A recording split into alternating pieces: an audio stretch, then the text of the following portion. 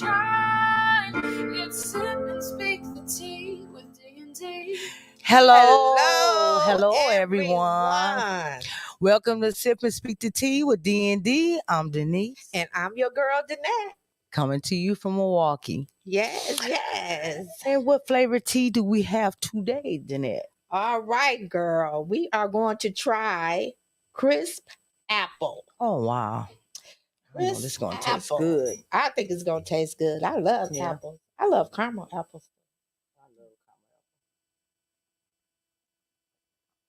Oh, it's good. Oh, I knew it would be. That is good.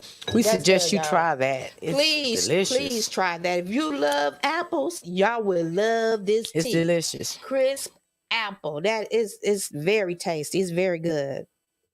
All right. And now we're going to announce our guest. A special Yes, guest. she's special to us. Yes, Her name is indeed. Amy B. Chesler.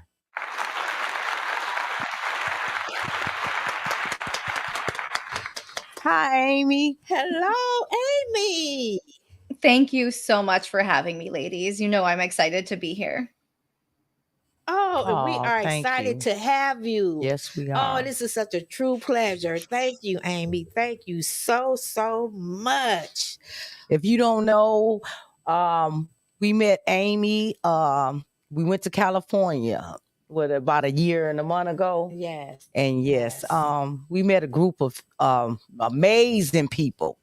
We talked about it on our show. And Yes. it was so heartfelt. I mean, we could feel the love in the room and the caring and the sharing. It was. And it was like this is the first time of us all meeting each other. Yes. Well, for us meeting them. You know. And it was just heartfelt. I felt it in the room. Right. You would think that it felt like we've known them for months or years. Right. You know, just to be so welcomed. Yes, like we that. were. Yeah. It was great. It was an honor. It was. It was a I'll true never honor. forget it the rest of my life. Yes, it is. It was something for us that we bragged and boasted about. We was like, it was fantastic. Okay, so All right. Amy, tell us a little bit about yourself. Yeah. Well, first of all, I agree. That evening, I do want to say that it changed my life, to be honest, to be in that space with all of you and feel that connection. My name is Amy B. Chesler. I am an author, a podcaster, a survivor, and a victim advocate from Calabasas, California. Wow. Oh, okay. Amazing. And how would you describe yourself, or how would others describe you? Oh, I love that. I think I'm a warm, motivated person. I think when I tell people my sign, if they believe in the zodiac signs, or even if they know a little bit about it, it kind of explains a lot about me. But I'm a Capricorn. I am a workhorse by nature. Like I just love to work. And when I found a space like victim advocacy and telling my story, and I learned that could help people, that became kind of where I spend and pour all my energies, except my children. I'm also a mom. I usually start with that because that's the most important thing in my life, my children. Yeah, and I'm a person who loves people. I love connection. Connection has saved me in a lot of ways and in a lot of traumatic events in my life. So I'm really deeply honored to be here with you ladies and also to be connected with you ladies. Yeah. Oh, that is so wonderful. No, it's Wonderful. true. You both, I think you guys said it. You felt so, the evening was so heartfelt and warm, but for people who weren't there, I don't think we can even explain, like there was just this unspoken connection, although we were speaking to it as well, and we were sharing, and in that sharing and in that community, like it was just amazing. It was amazing. So thank you for continuing to be a part of my life since then too, though. Thank you too. Well, we thank you. Oh my God. Okay. Okay. Can you please, Amy, share your traumatic event? Yeah. You and your family. Absolutely. It's I like to kind of approach it in different ways, but for one of the first things I like to say, well, I don't like to say it. There's no joy in me sharing this, but I like to start by saying on September 25th, 2007, my brother murdered my mother. That exact day, September 20th, I'm sorry, he ended my mom's life. I know we want to use delicate words and be sensitive to the situations, but on September 25th, 2007, my mom's life was ended by my brother. And that exact day, September 25th, 2007, the same day, same year, became National Murder Victims Remembrance Day as a massive coincidence. Wow. Yeah, and that is a nationally sanctioned day. I can't change the wording on that, unfortunately, but and that became kind of a mission in my journey when I found that out. I didn't find it out for several years, but something I also like to highlight because I think it's important. That this was not an isolated event. He had made several attempts at her life before, and we had faced years of domestic violence for years. For years at his hands, starting when he was about in fourth grade, I would say, in 1992. So it's important to highlight when I talk about that our journey as well. People can understand that it wasn't just out of nowhere. This was Right. decades of abuse that we faced and decades of different systems failing us and not giving us resources. My mom did attempt many times to call the police on him. And in Calabasas, a white man is going to be thrown in a drunk tank and thrown out the next day. I mean, like that was just the reality of the 1990s at that point. In Calabasas, they didn't know what to do with him. A young boy who was very troubled, needed a lot more than that. And I think that the systems allowed him to just kind of persist in a way that wouldn't have happened if he was anybody else. I believe he was privileged, but also lacking resources. And eventually the school systems would fail him and doctors would fail him. And that culminated in my mom's, him unaliving my mother. Wow. I System really, failing. yes. I'm Uh, so sorry to hear that. Thank So, you. Thank you. And I don't say the system failing him or us to give him excuses either. This was an event that occurred at his hands and nobody else's. Yeah. I like to paint the picture to explain why it could happen in the way it did and why it still unfolds and continues to unfold over the years since the event happened and since he took her life. The torture and the trauma has continued. So I do believe it's because of who he is and how the system aids and abets him as well. So again, I'm not giving him excuses or taking away his responsibility in the abuse we faced, but there are a lot of factors. Yes, I believe this system had played a part in it, though. Yeah, I mean, the school kicked him out when he was causing problems there. They didn't kind of remedy it. Doctors would see him and then he would become abusive towards them and they would quit on him as well.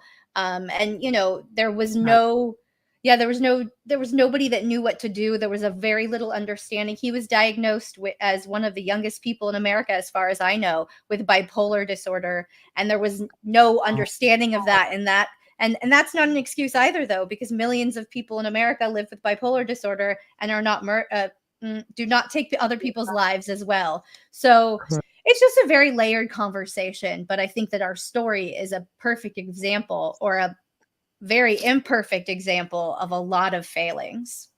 Yes. were you there when he unalived your mom? That's a good question. I was not, and he knew I was going to be gone for the majority of the night. He knew that. I did come home and find her. Oh my goodness. Yeah, and that changed my life forever too. Even just that portion of the trauma. But yeah, I was not home. He did warn me. The way that evening unfolded was traumatic in and of itself too. Like between my mom and my brother, I was kind of, I like to explain it as a fulcrum, you know, if they're a big bench and I'm the middle piece, like balancing them out all the time. And it's exhausting position to be in all the time, but that's kind of where I was. And that night, he knew I wasn't going to be home. I had to work late. I also had a social engagement, and you know, and so they both knew that, and they had kind of been calling me off and on all day, asking when I'd be home, and I could tell there was kind of a tension rising, but that kind of was not abnormal. And when I did finally head home, I called him back, and he told me not to go home. After a series of phone calls home and her not picking up, and then him finally picking up again, he told me, he warned me, he said, I killed mom. I'm sorry. I'm sorry. It's really hard but yeah, he did say, you know, I took mom's life in so many words. And I didn't believe him because he was kind of, I mean, he was a loose cannon. People say things sometimes, and he was somebody who said a lot of things a lot of times. And I didn't believe it. And so I went home, and I found her right as the police pulled up. I mean, it was kind of, the scene is out of a movie in my head, just the timing and the way it all unfolded. Oh my goodness. I Yeah. know that was so traumatic, really Mm. traumatic. So was your brother, was he caught? Did the police, were they able to apprehend him at that time? Not That at they that time. Not at that oh time. It took there was a manhunt basically that went on, looking for him, you know, for lack of a better word term, but yeah, he had escaped. Um, he had he didn't drive himself. He didn't have a license, so he had found help. You know, this was not in the days of Uber, and it was not in the days of like social media as it is now. This is 2007, so like MySpace is all we've got. Um, and yeah, so I think he just kind of like messaged a friend and was like, "Can I have a ride somewhere?" Someone picked him up, and when they figured out this man was acting really strange, and just when they found the news out, you know, it was all over the news in our area for that evening and for a little bit.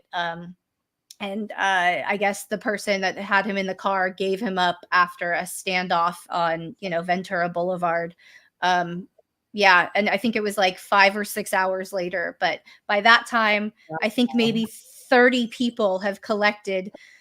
You know, my mom's our neighbor 2 houses down was my mom's best friend from middle school, and he opened his house to us that night, and there were like 30 of us in that room, you know, waiting for him to get caught. And as soon as he got caught, we're all thinking, okay, great, he's going to prison for life, goodbye. And that was just not the way it played out. There are a lot of things people don't know about the way that victims have to navigate the legal system and the criminal justice system. Right. Yeah, and I mean, I know you ladies both know that Yes. reality harshly.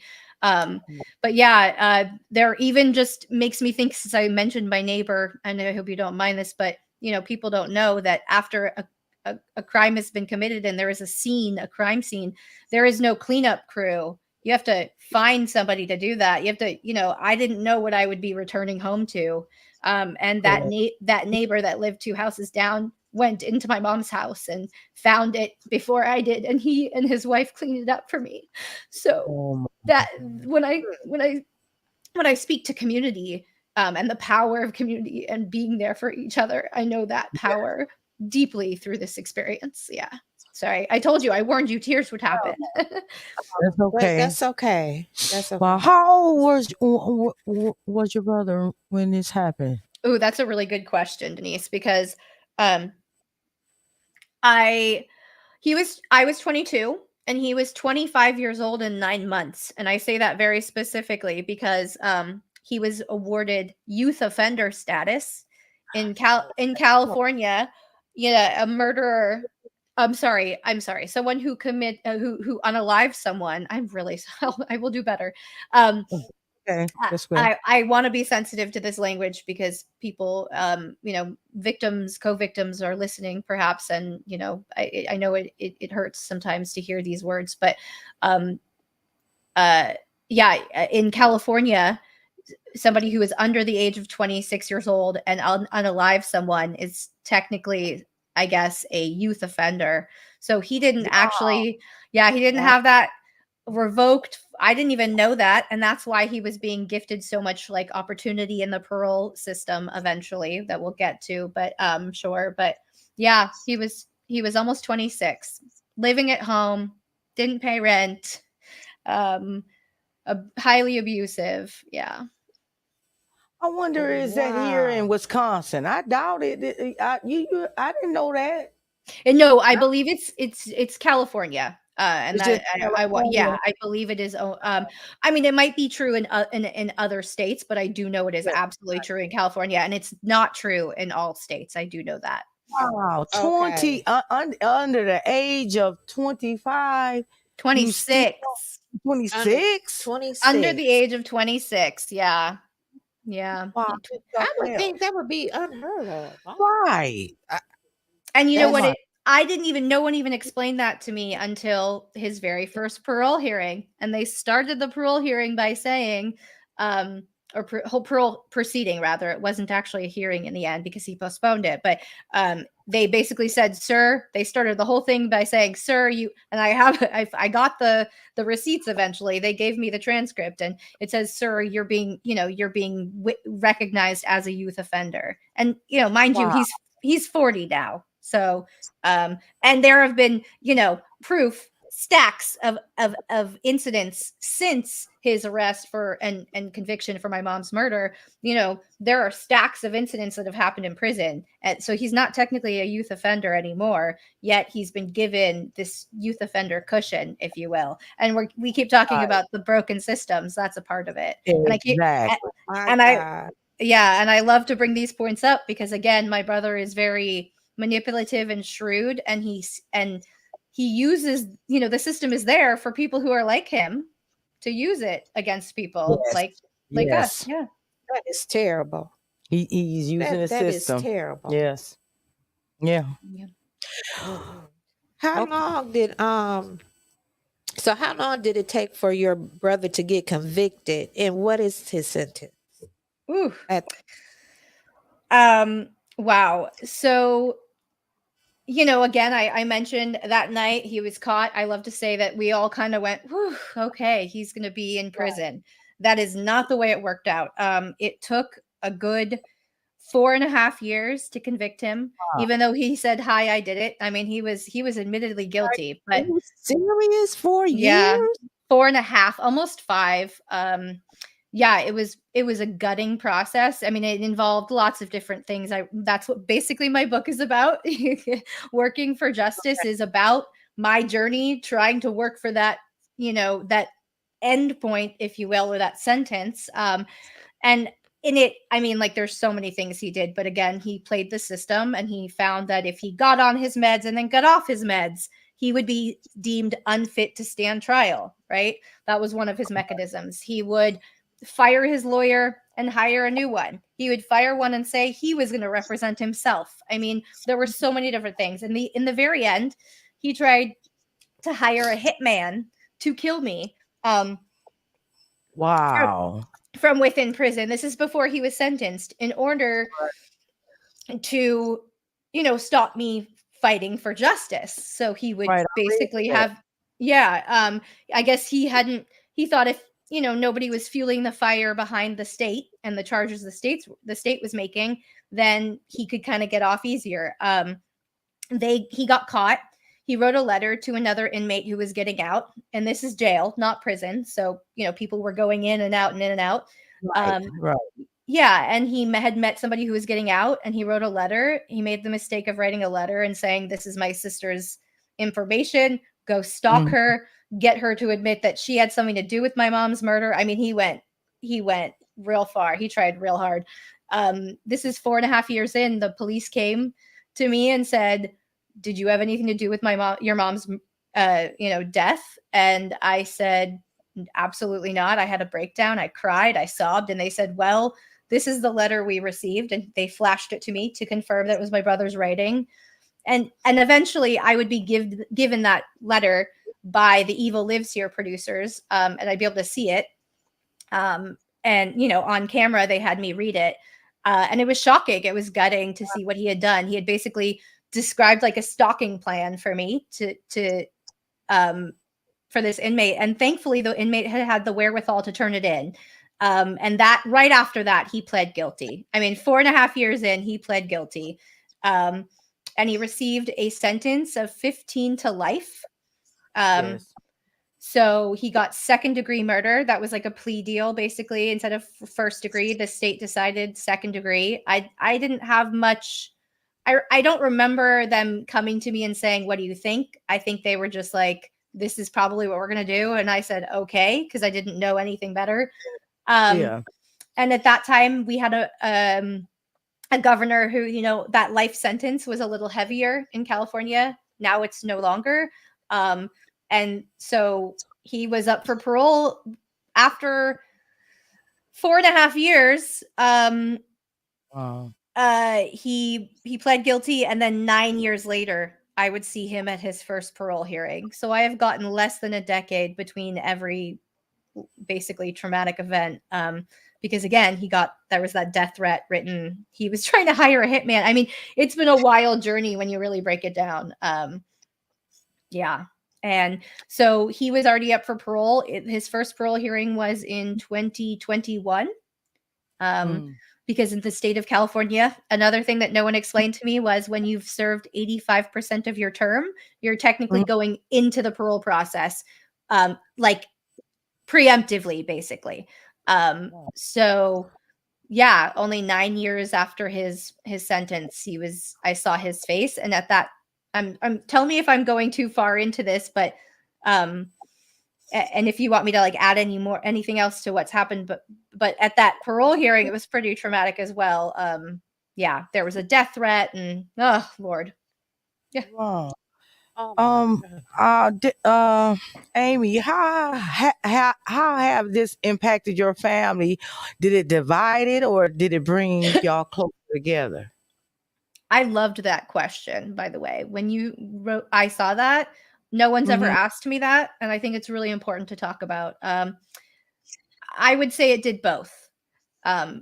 My mom had 2 sisters. One of them became my second mom. She just passed away. When you asked me at the top of this episode how I'm doing and why I'm crying a lot, probably.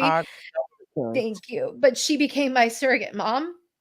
And so that brought us immensely closer. However, she had another sister who ended up supporting my brother, and kind of denying a lot of my experiences at the hands of my brother.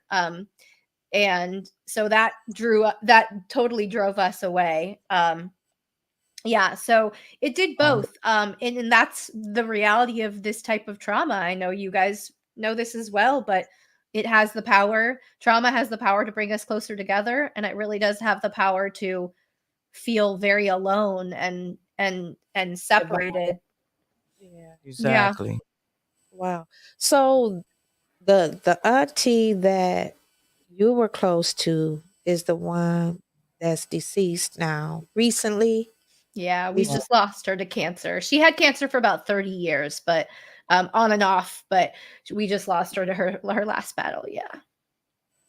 Our Sorry to hear. condolences. Thank My heart you. goes out to you. Thank Um, you. Then for the other auntie, you said she supports your brother. So there's no communication between you and the other aunt? No. In fact, I had to see her at to talk about tea.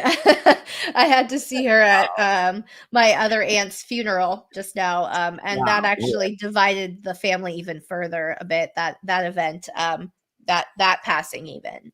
So I've learned that sometimes people just like can't help but make things about themselves. Yes. Yeah. It is Mm. very unfortunate. Yeah, especially when when you make a career or even just share for the betterment of other people about your experiences, and someone in your own family denies them or negates your experiences by not giving you the support or the love that you need. It can be kind of even doubly traumatic. But Yeah, so many people hear me and validate my experiences. I didn't explain this, but when I wrote my book, I found a really shocking statistic that 50% of American children face sibling abuse sometime in Wow. their life, an abuse of some sort by a sibling. And so if that statistic doesn't tell me enough that I need to be telling my story, whether family supports me or not.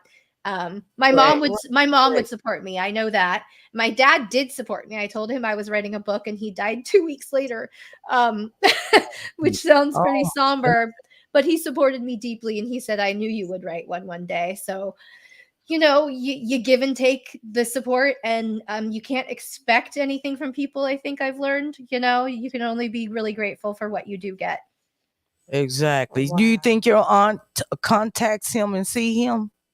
Um, I thought so for a bit, but and I know that probably that happened at some point. They were, there were some letters at least passed, Mhm. but um not anymore, because what my brother does best is abuse the people closest to him.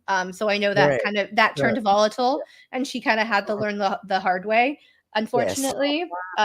Yeah, but yeah, it's been wild. It's been wild.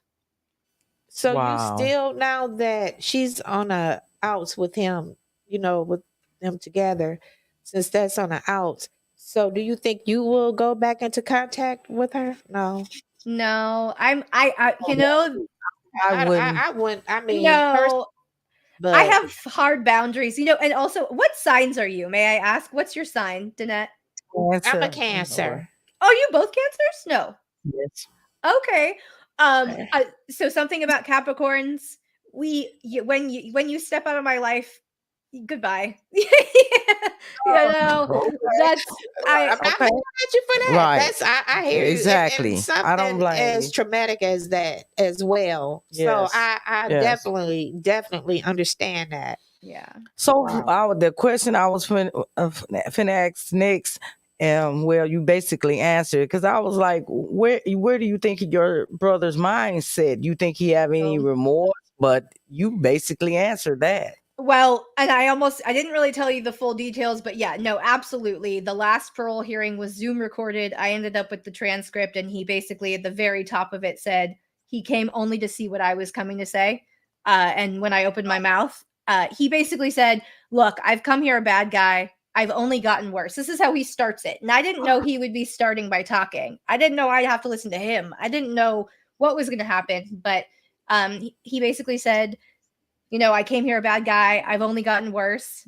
And at that moment, my heart dropped into my stomach, and I unmuted myself, and I said, "You did the worst thing possible. You took our mom's life. You took her life. The person that brought us into this world." And he said, "Oh, I could do a lot worse." And he recited a recent address of mine and said he could have some friends come to visit me and my kids. Obviously insinuating that he would. And then he went on to be brutal with his threat. And then, at the end of that, he said, "Look, I have to listen to her statement because I'm going to postpone my hearing." And they said, "No, technically, because you're postponing it, you don't have to hear it." So he walked out of the room. I still had to give my statement. And then Mhm. I got notified in 2023 that he was up for another parole hearing. Or I'm sorry, he had postponed his hearing again. And I was just at my limit at that point. I was like, this is absolutely insanity. Yeah, That's how ridiculous. Right. The I was like, change. Mm, yeah, I was like, how is he getting so much power? So, exactly. well, wait, just wait. You'll hear. um, what happened was I found out that he was up for new charges. So there was a victim advocate I was finally introduced to. It ended up being the chief advocate for all of California. And she basically said, "Look, your brother's up for new charges. I can find out information for you. This is the website you need to go to." I went, I found out basically he was up for attempted murder. Wow. Yeah. So he's Sorry. within the prison. Mm-hmm. He Oh was wow. he was up for attempted murder of a correctional officer. He um kept postponing because of those charges. Mhm. I found the DA the week before his sentencing, and I said, "Look, he threatened my life." By the way, I had tried to talk to the prison about that threat. Nobody wanted to give him any extra time on it. They didn't care to pursue anything. They didn't tell Oh, me where to my go goodness. with it. They didn't say anything. They were like, "Forget it." So I finally found this DA the week of his sentencing because of the resource or the victim resource officer. And turns out that DA gave me the swiftest serving of justice ever, which is the one that we were talking about before. He basically he got the transcript of that threat. He said this is an absolutely valid threat.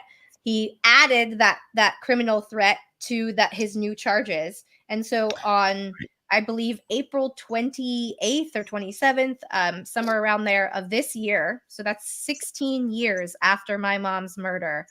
Correct. I'm sorry, 16 years after he took her life, Yeah, he 16. he received 6 years more for that death threat against me and my children. Okay. He Yeah, I or read. the criminal threat. Yeah, he got 30 years to life for the attempted attack or the attack on the correctional officer. So I like to highlight that because he got double. He got 15 years for the second degree slaying Uh, of my mother, and he got yes. double that. He got double that for the attempt on a correctional officer. So in April he got 36 more years and then um they gave him another life sentence, so they said 36 to life basically. So now he has 2 life sentences, and that's 3 strikes now because the initial event on September 25th was 1 strike. The criminal threat was another strike, and then the attempt on the correctional officer was a 3rd strike. And in California they say like 3 strikes you're out kind of thing for now. Mhm. Yes. um Okay. and the final piece that I like to highlight, which I never knew was possible, they revoked his youth offender status because he's no Wow. longer a youth offender. Exactly. About Exactly. time for But that. they showed me a stack this thick of offenses that he had in prison. So all these things that he had not been charged with in there because they were on other inmates, not a correctional officer. Another piece of the system that's broken. So he got away, basically. He got away with everything else he did. And the only thing they really caught him on was against the officer. Yes, and Mm. the only reason they went after him for me was because they were already going after him for the officer. Wow. Because I had attempted other ways. Yeah. Wow. Um, did this horrific and traumatic incident put you in a big spotlight with the media? And if so, can you Share your share with us experience. your experience? Yeah, honestly, I'm going to be really honest with you guys. I don't think it put me in the media spotlight. I think I put myself there. I've worked Oh, really hard. I think I've really worked hard to get the attention. I think we were on the news for like a day. People found out about my mom, what happened for about a day or two, maybe a week in my area.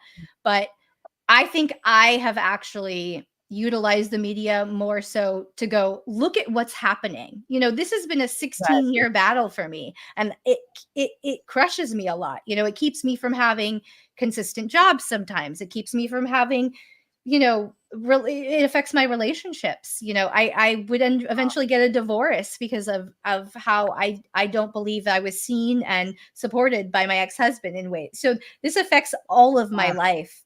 Right. And I try to bring that to light Yeah. because, people think, oh, that happened in 2007. He went to prison or he went to jail, and that's that. Unless you share all those nuances, you don't know that the abuse continues and you don't know all of that. So I think I've actually kind of worked my butt off to be heard. And sometimes I hear from, yeah. And well, and it can be crushing sometimes because I hear from producers or people like, why are we listening to you now? Why now? wow. Why should we? People can be pretty callous, especially in the media, and they'll say, why your story right now? Because it happened 16 years ago, right? But again, the 50% of children that face sibling abuse make it now. Exactly. The domestic violence rates that and familicide, the number of people that are harmed or take their lives are taken from loved ones, is a why now. And the system's failing is a why now, because it shouldn't keep doing Exactly. that. Exactly. Yeah. And So it's like thank you. you're still fighting your fight. Yeah. Well, yeah, and people don't realize that.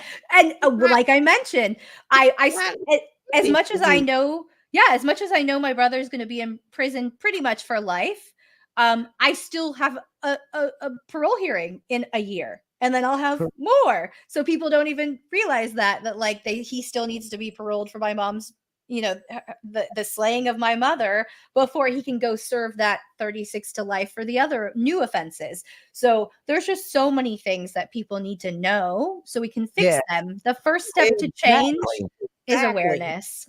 Yeah. Awareness. You have to nailed that right on the head. Yes. Awareness.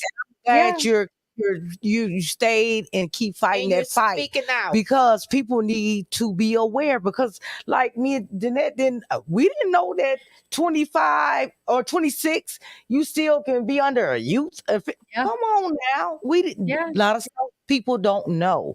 Until that all right there needs to change. Yes. Until that's I can't even get over that. Yes, it's until wild. Which I hope no one else gets in that spot, but it's a lot of people have been in that spot. You don't know, right? So you don't know. It's good if you aware of these things. So if it does happen to someone, you will know how to deal with it. Absolutely. And the criminal justice system. And my next question was, what was your experience dealing with the criminal justice system? Because we know how our justice system. Yeah. Well, I'm going to tell you this, and this is a statement I like to say whenever I can. I don't think it's a system.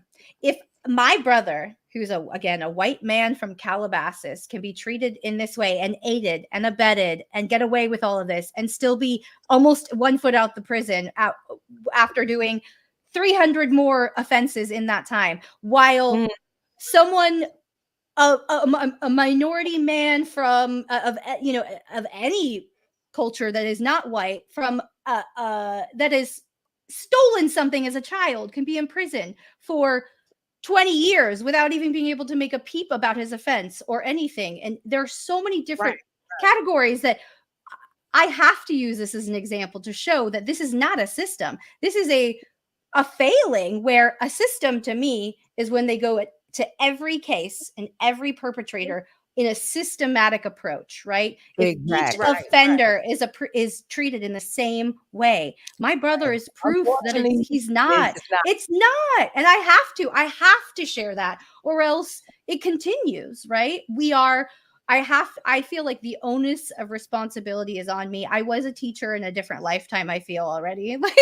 So I feel like I have to use our examples or our story as an example of what can happen and how the system is not a system. It is not systematic in any way. It's chaos, because there is a different approach for all different types of people, all different types of communities. And it's not a so you say a system. I don't believe it's a system. I think it needs an overhaul. Yeah. A system. Yeah. It's broken. It needs an overhaul. And our story is just a glaring example of that in many ways. It's very heartbreaking. But I appreciate you letting me speak to all of this. We appreciate you, because a lot of people, like you said, need to be aware and being so open. Yes, and thank you for being open. And the next question: you are author, an advocate, a podcaster, and you've gone through this traumatic experience. And is this what led you to this career, or it was in you already? That's a good question. Thank you. Your questions are so thoughtful. I really appreciate this conversation. I will say, and this kind of brings us back to the media question, where I said I kind of feel like I've been shouting from the rooftops to whoever will listen. I feel like I always had it in me. I was a teacher. Teachers, I think, are kind of like entertainers or orators in general already. I've always been a writer. Part of what I heal through is my Mhm. writing. And you ladies know that as well. Like you feel that in your own lives, and that can be so healing and cathartic. And then you find out you can offer other people. So every little thing I did and have done, I'm not sure I ever intended to be where I am right now in the level of what I've shared and all the ways I've shared and continue to share. But I've always had inclination to be a storyteller, an inclination to share and like build community. My degree is in psychology, and I started my Okay. marriage and family therapy license. So I started wanting to be a therapist. I learned really Oh, fast I wow. didn't want to do that. No, I learned like Wow, Amy. Wow.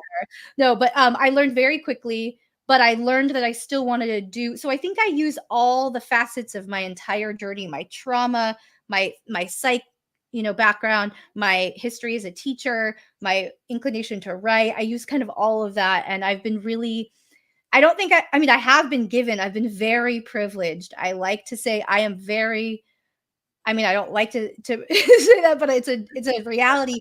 I have been very privileged in the I carve out spaces for myself, but I'm also being privileged and being given them. When I do that, there's no resistance, and that's a beautiful thing too. But so each time I share, I receive so much feedback. There is an exorbitant amount of people that reach out to me almost every day that say, Wow. my brother was abusive, my family member was murdered by a family member. I'm sorry, their lives were stolen.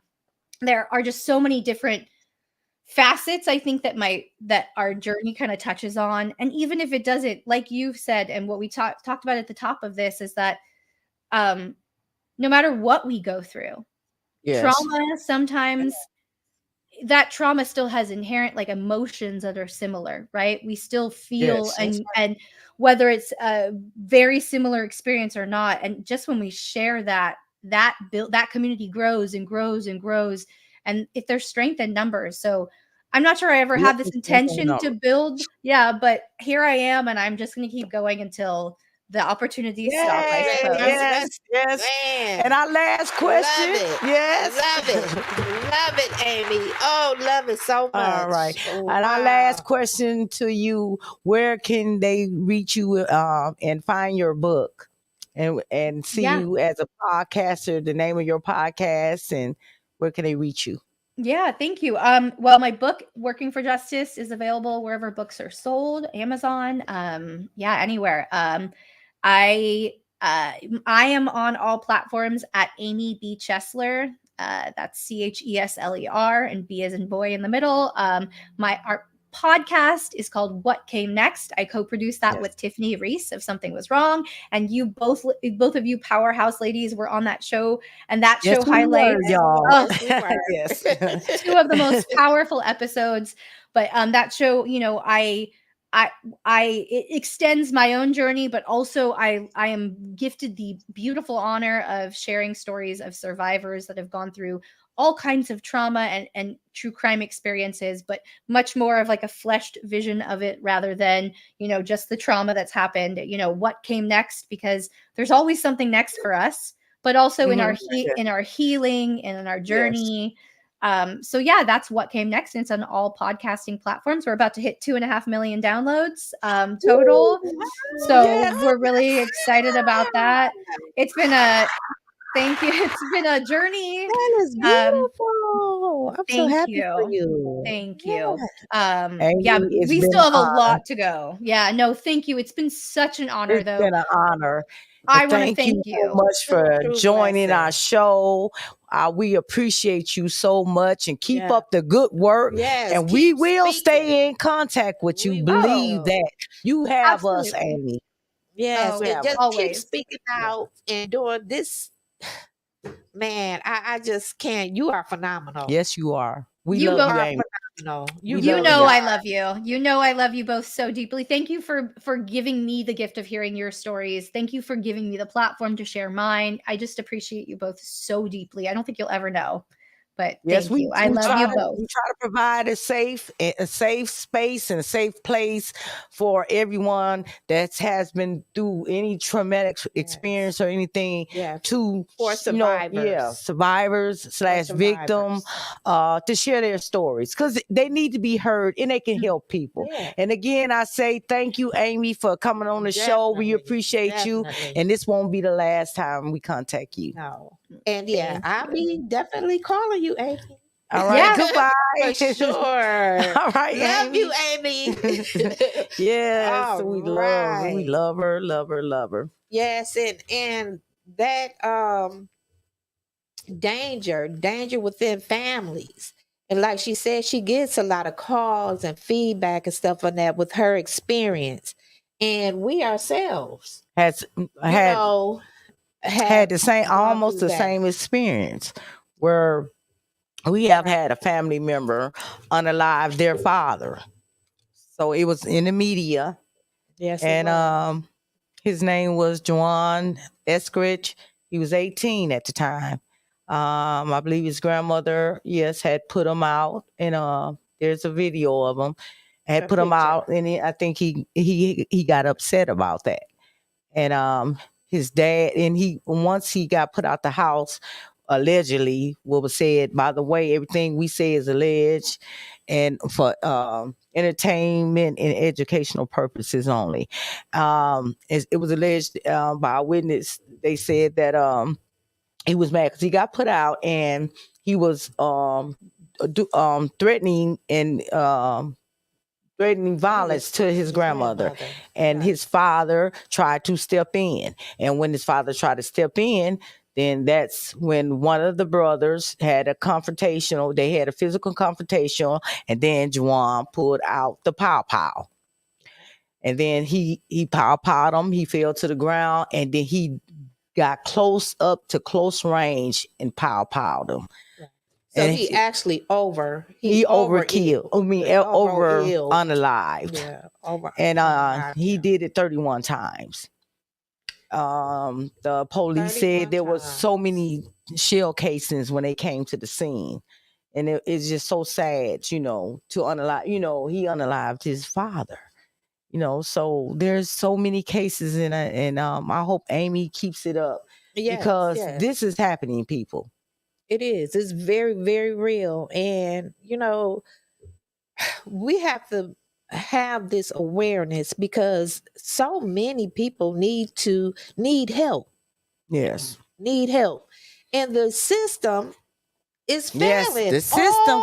all around. Exactly. All around. I've been failed by the system 3 times, myself, my daughter, and my grandson.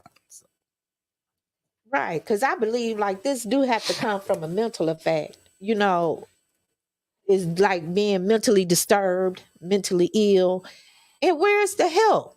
So many people are trying to seek help for their loved ones and just get blocked each and every time. Enough is enough.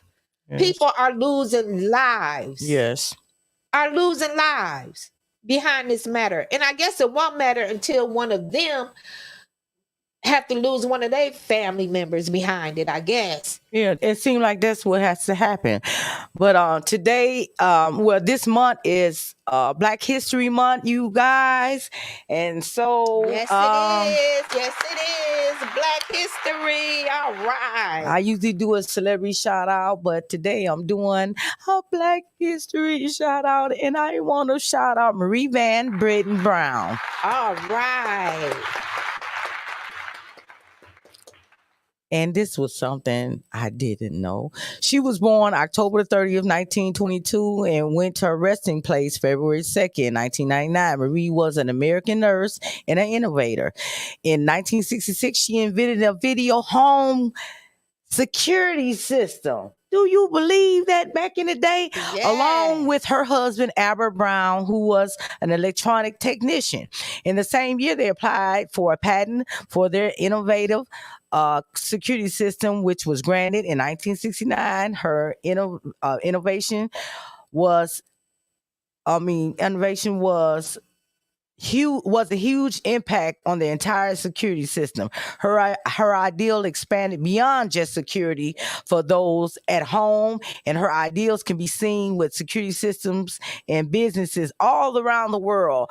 Brown was born in Jamaica, Queens, New York. She died there, where she passed there at the age of 76 in 1999. Oh, our queen. Wow. And you know what?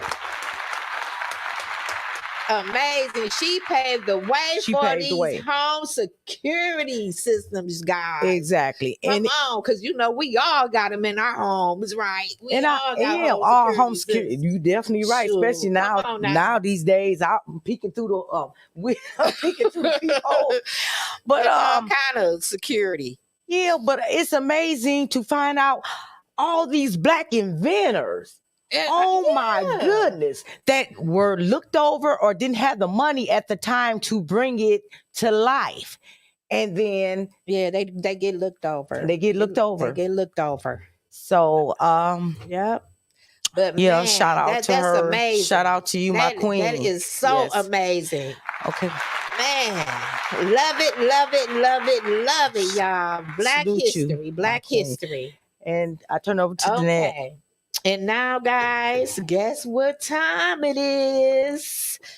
For a little motivation, inspiration. Ooh, after that traumatic story, I need some motivation. Motivate me. Yes. And guess who is the author of this, y'all? Here we go. Maya Angelou. Wow. Still Yes. I rise. Yes. Man, I love that woman. Yes. Oh my gosh. Now that was phenomenal. Yes. Phenomenal woman. Yes. All right. Still I rise. You may write me down in history with your bitter, twisted lies. You may tread me in the very dirt, but still, like dust, I'll rise. Does my sassiness upset you? Why are you beset with gloom? 'Cause I walk like I've got oil wells pumping in my living room. Just like moons and like suns with the certainty of tides. Just like hopes springing high, still I'll rise. Did you want to see me broken? Bowed head and lowered eyes, shoulders falling down like teardrops, weakened by my sofa cries. Does my haughtiness offend you? Don't you take it awful hard, 'cause I laugh like I've got gold mines digging in my own backyard.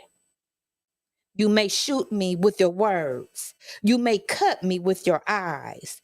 You may kill me with your hatefulness, but still, like air, I'll rise. Yes. Does my sexiness upset you? Does it come as a surprise that I dance like I've got diamonds at the meeting of my thighs? Out of the huts of history's shame, I rise up from a past that's rooted in pain. I rise. I'm a black ocean, leaping in wide, welling and swelling. I bear the tide, leaving behind nights of terror and fear. I rise into a daybreak that's wondrously clear.